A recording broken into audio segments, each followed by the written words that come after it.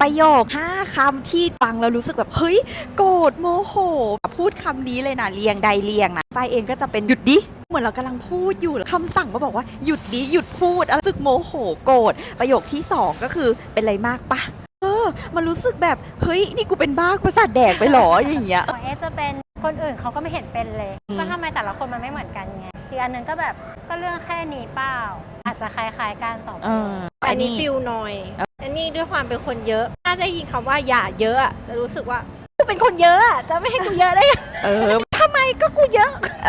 เลี่ยงได้ก็เลี่ยงอย่าใช้คำพวกนี้มันจะเป็นการปะทะคารมกันแล้วมันก็จะเรื่องมันก็จะบานปลายนี้ขี้น้อยก็จะน้อยไปใหญ่คนนี้ขี้แบบทำไมไม่ฟังก็จะยิ่งโวยวายไปใหญ่คนนี้ก็จะแบบกูไม่ทำแหละวะ